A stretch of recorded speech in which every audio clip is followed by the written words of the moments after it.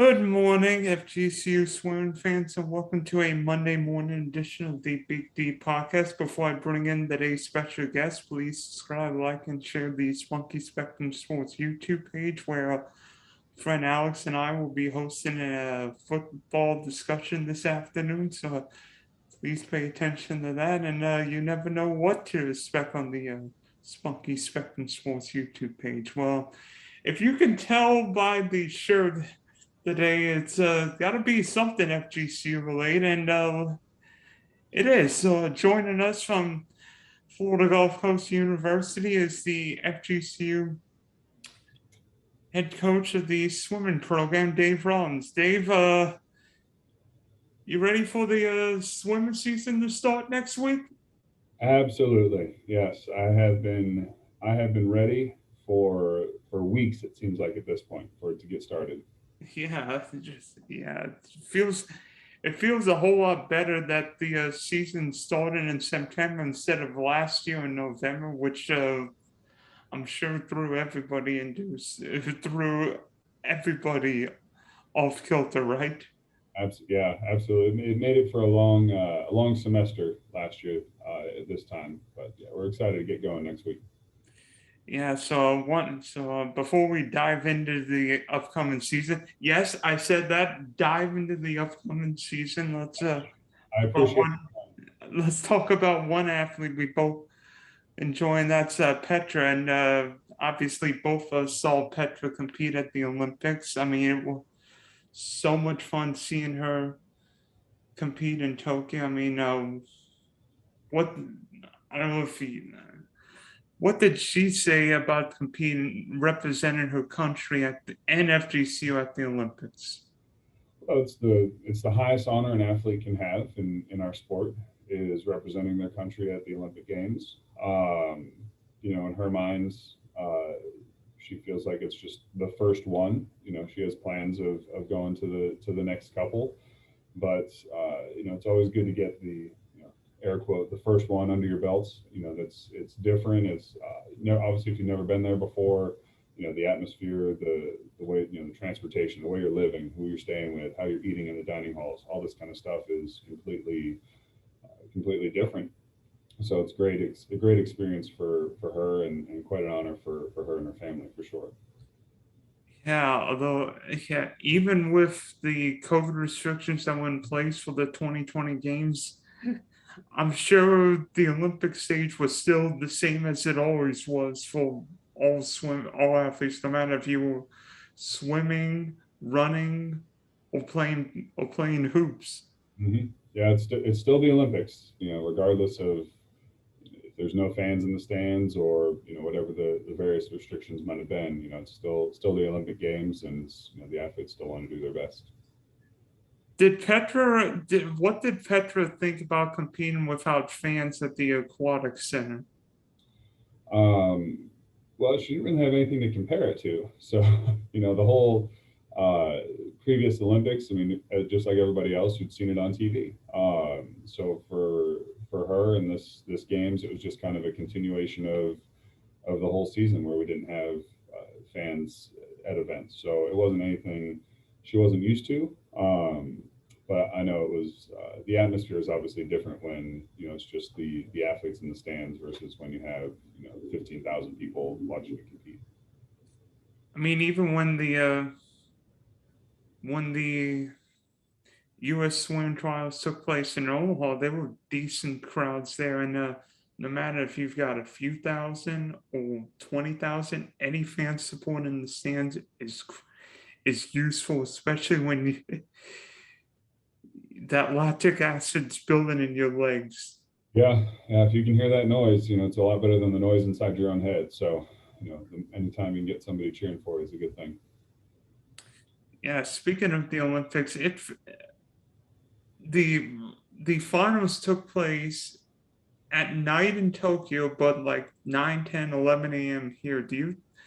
Was that anything unusual to Petra? Did you like have different meet times? Because like seeing your meet times, most of your meets, I mean, yeah, there were a couple meets that started somewhat early in the morning, but most of them started like early mid afternoon. Yeah. So mostly it was an adjustment in training. You know, so they had finals in the morning in Tokyo, so they were live here At in the night. West, Actually, right? the other way around. Yeah, the other way around. So it was morning in Tokyo, night here. The preliminaries were the morning here, night in Tokyo. I'm like, Yeah, and it's for us, I think it's a 13-hour time difference for Fort Myers to Tokyo. So it's a little different, but you know the training was more geared towards making sure that she was ready to swim at her best in the mornings, because that's when you know the finals, semifinals, all that kind of stuff were going to be, and she always performs well at night anyway. So just making sure that she was up and ready to go, and they had. I know she had at least one meet, maybe two, where she was preparing for a morning finals, whether it was her national championships or whatever. So she had a little bit of experience with it, but yeah, I think it was. I mean, it's different, but again, it's the Olympics. If you can't get up and get going at 10 o'clock in the morning, then we gotta figure something else out. yeah, it might be 3 a.m. or 10 a.m. in your home country, but the Olympic stage can get anybody away. Yep, absolutely. So did you like flip her training schedule? Because we've heard like many athletes like flip their training schedule and like walk and like almost use if they were swimming in the morning that they would basically stay up all night and swim in the morning. But I don't think you could get up at like because if you let's say got a 10 a.m. meet, you probably got up like all the athletes probably got up what 5:30 in the morning. Yeah, I think for her, so I mean, she was home back in Hungary, and trying to figure out what her best training schedule was going to be. I was very fortunate that she had a lot of flexibility with the facility where she was training, and the access at different times. So no, she wasn't staying up all night and then having I to. don't I don't mean I don't mean staying up 24 hours. I just mean flipping instead of sleeping at night, sleeping sort of during the day. No, I think the more normal you can keep everything. I mean, your body adjusts when you travel. I mean, they traveled a couple weeks ahead of time to get out to Tokyo, so they had plenty of time for their bodies to adjust to the new time zone. Um, but no, I think the more normal you can keep things, the better. So, she knew she was going to be racing at maybe it was like 11 o'clock or something like that in the morning in Tokyo time. So all of our training was kind of based kind of around that. Yeah. And looking back to the Olympics, it was sort of unusual seeing like different results. I mean, obviously at any Olympics or World Championships, you see upsets, but there were a couple. But watching the Olympics, there seemed to be a few more surprises than usual, right?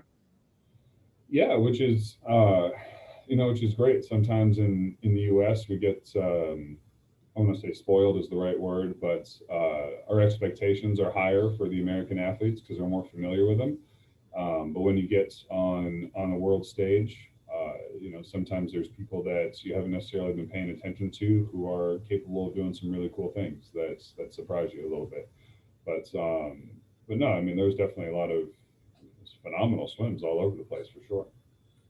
Yeah, I was just thinking, unlike the 2016 Olympics, it seemed like Australia brought a whole cast of not just swimmers, but more importantly, sprinters to the meet. Yeah, they've been getting after it. They've always had really good swimmers, and I think they're. I mean, I don't know if figuring it out as a country, but figuring out how to stage when their trials are going to be leading up to the games to make sure that their athletes are at their best for both opportunities. Yeah. One issue that Australia faced potential at the 2016 Rio Games was that it seemed like all of Australia's swimmers were not at their best when at the Tokyo meet, Australia's national Olympic trials and America's national trials took place concurrently. So Australia was and America was sort of ready for the meet.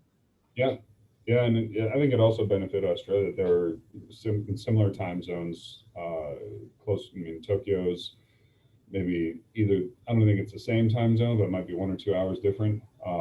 So I mean, they definitely benefited from that aspect as well from a travel standpoint. But they did a phenomenal job. I mean, England did a great job too. Great Britain had a fantastic meet as well. Yeah, talking about Australia for a sec. Did you see how many medals? Who was it? Emma McKeon won England, seven. seven. Seven. Yeah, no, she's legit. She's an amazing swimmer for sure. And another and one we both. And of course, how about Miss Titmus and Ledecky in the couple meets in the 4 and 800 especially? Yeah, I no, mean, she did a great job. I mean, Ledecky has been the class of the field since 2012. You know, for the last 9 years. I mean, she's been the gold standard for women's distance swimming, and you know, it's only a matter of time before you know, some people start to close the gap. And you know, it's almost, she, I don't know if she set a world record or almost set the world record in order to win. But then I think that was Katie's second fastest time ever, or maybe third fastest time ever. So I mean, it's not like she wasn't, you know, swimming at an elite level herself. I mean, those two women were doing going head to head in that 400 was quite the race. yeah, maybe one of the best races out there. I mean, it seemed like Titmus and Ledecky pushed each other to a great time because when you've got one great competitor, it can get a little boring. But two, it just gets more out of them. Yep, yep, absolutely. No, thinking back to some of the to some of the meets, and of course, Great Britain won the men's 4x200 meter relay. I think, yeah. And then who was it? Adam Peating does what he always does, wins the 100 breaths. I mean, it seems like if you get Adam Peating at the Olympics, you might as well just say he's going to win. It's a question whether he breaks the world record or not. Right, and I mean, he's been like Ledecky was for women's distance. He's been the gold standard for men's sprint breaststroke for a long time as well. And then a little like a Ledecky on the women and Titmus on the women's side. How about Bobby Finke winning the 800 and 1500 meter freestyle? Yes, I said 800. First seal the men's 800 and women's 1500 meter freestyle at the Olympics. What took so long for Right, those events to be on the card? But we'll save that for another show. right. The Florida boy. He's from St. Petersburg. Yep. And he went at the University of Florida. Yeah, that was really cool to see his race strategy and the way he attacked that last, you know, 100, you know, 75 meters was, I mean, that was incredible. I mean, yeah. And then you look at the Italian Palatrini Yeah, yeah, went out so aggressively, and I'm like, Bobby Fink doesn't have a chance. And then I saw the last 100, and I'm like, there you go. Fink is going to win this race because we know he's a great finisher. Yep. And he brought a whole nother level, you know, at the games. That was his last 50 of his 800 and his last 50 of the 1500 were those were those were real fast. He was moving. Yeah, from one fast skater to another. How about Caeleb Dressel? I mean, if anyone could replace Michael Phelps in the water, I'm not saying Caeleb Dressel's Michael Phelps, but he's not that bad.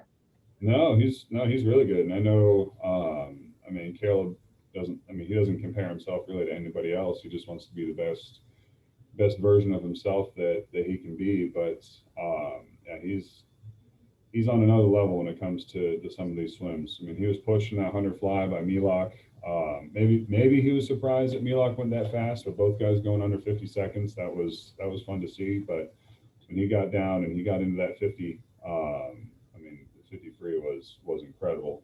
He won I don't know the exact amount of time, but I think that I have his winning 48 hundredths of a second. yeah, that was big. And then the 100 free, getting the I would say a touch out's the right word, but I mean he got his hand on the wall. He did his job. Yeah, you could see Kyle Chalmers catching Dressel, and it's like, is he going to run out of? Is Dressel Yeah. going to run out of time, or will Chalmers? Ran out of pool.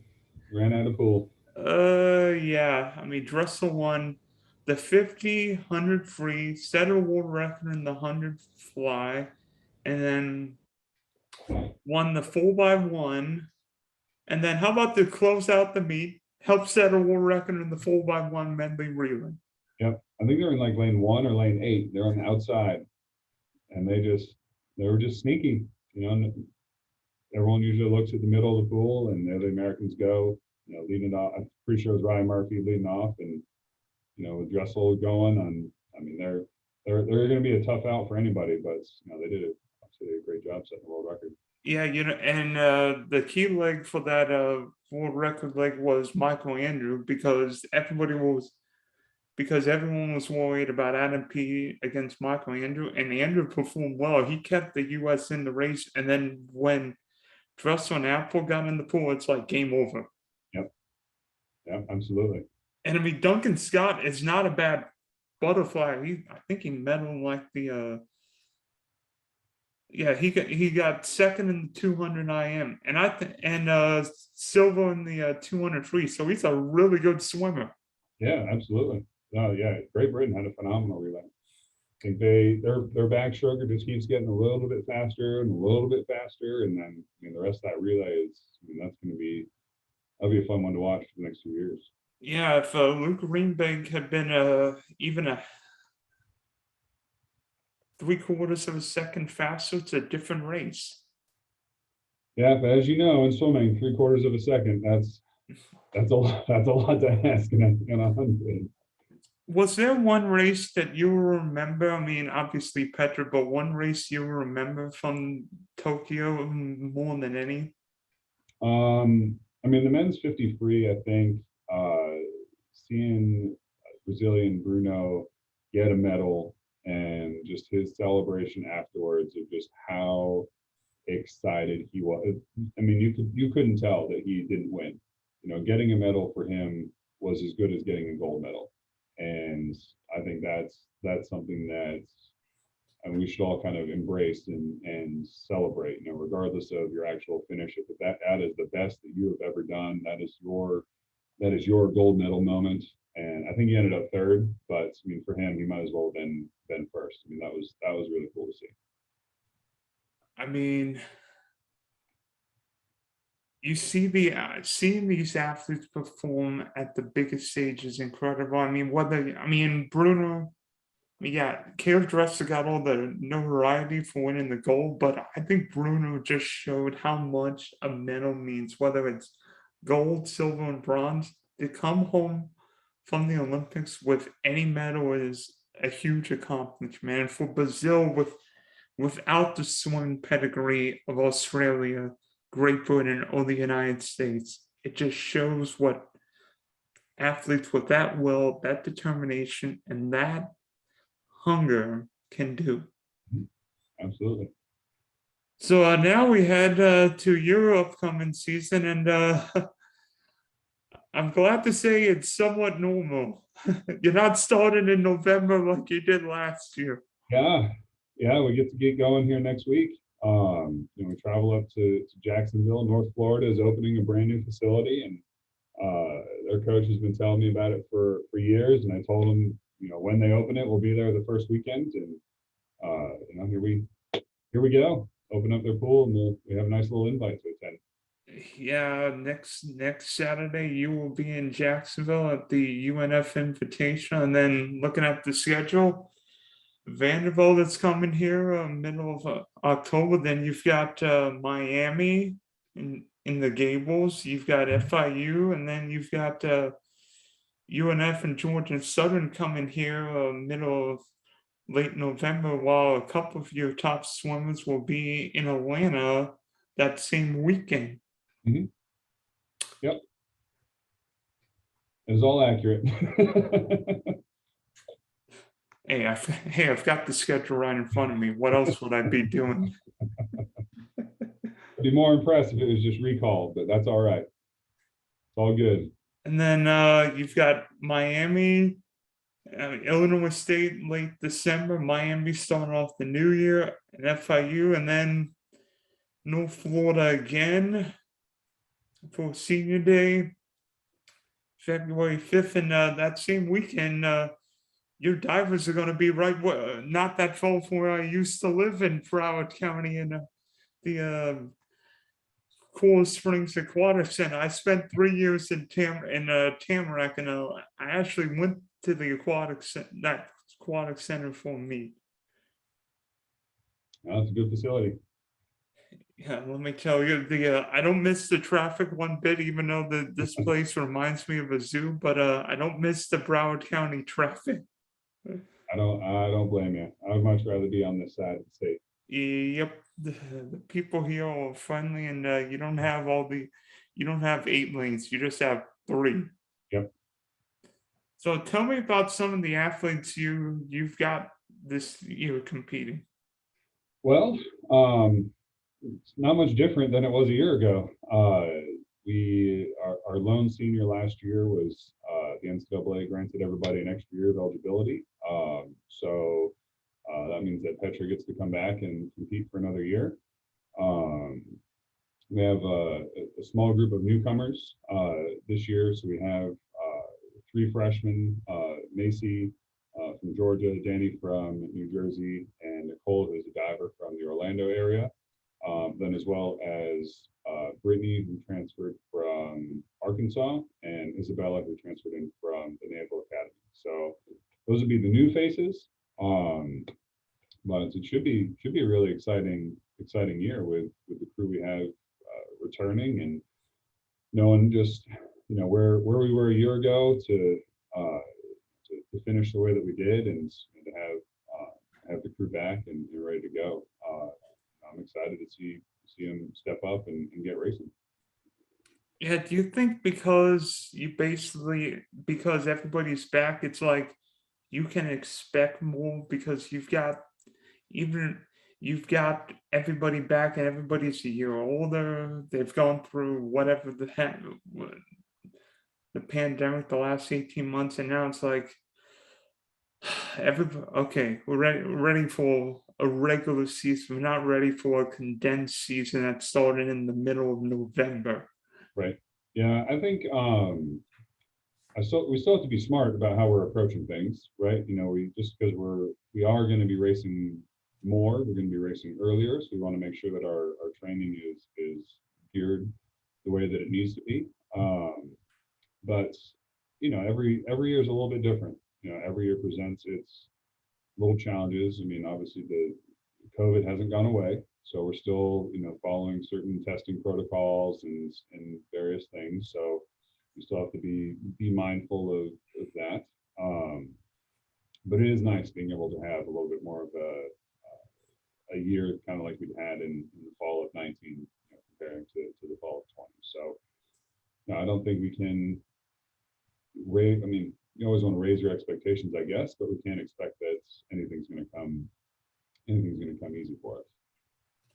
What do you and Petra expect out of each other this year? Because I'm sure she's thinking I can make the finals of the NCAAs after representing my country at the Olympics, right? She's thinking I can make top 8 at the NCAAs. I mean, I think that's the goal, is to be top 8 in NCAAs. And just like any athlete, you want to make sure you're continuing to get better and find ways to continue to improve. So just making sure that we have those conversations. But I know she's excited for her teammates as well. I mean, there's a lot of really good swimmers and divers that we have on the roster, and I know she's excited to see them and be able to compete with them for another year. What is one meet you're looking forward to the one meet you're looking forward to the most this year? Or you just taking it one meet at a time? I mean, you gotta take it one day at a time. You know, the old cliche. But I don't know. I love meets. I love racing. You know, there isn't really one meet I'm looking forward to more than others. I mean, the conference championship is always exciting. You know, it always brings out the best out of everybody from every team. But I would say our meet next week is the one I'm most looking forward to today. And then after next week, I'm sure you're going to be saying the Vanderbilt meet at home on October 16th will be the most important one.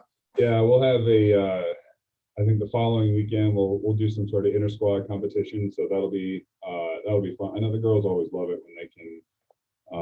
You know, we'll break the team into two different teams, we'll have a green and a blue. I know they really enjoy that competition as well. And then obviously Vanderbilt coming to town is great. Anytime we get to an opportunity to race a Power 5, you know, conference school is always a good thing. So that'll be the next one. Just one at a time. The old cliche. Just take every meet just take every competition meet one at a time, and then see where the chips fly. That's right. As long as we can keep getting better from meet to meet, then we're doing the right thing. Hey, I mean, if you go from trying to, hey, if you can improve 2 seconds in the 200-yard freestyle, yes, I said 200-yard because the NCAA uses yards instead of meters. Why you use yards instead of meters befuddles me, but we're not going to dive into that subject. America, that's the way we're going to do it. So thanks for hopping on, Coach, and we wish you all the best, and hopefully you swimmers swim this through glory, and your divers go in the deep end of the pool. That would be ideal. If our swimmers can stay horizontal and our divers go vertical, we'll be good to go. Yeah, just use dolphin kicks and 3 and extra twists on the that's right, on the board. Absolutely.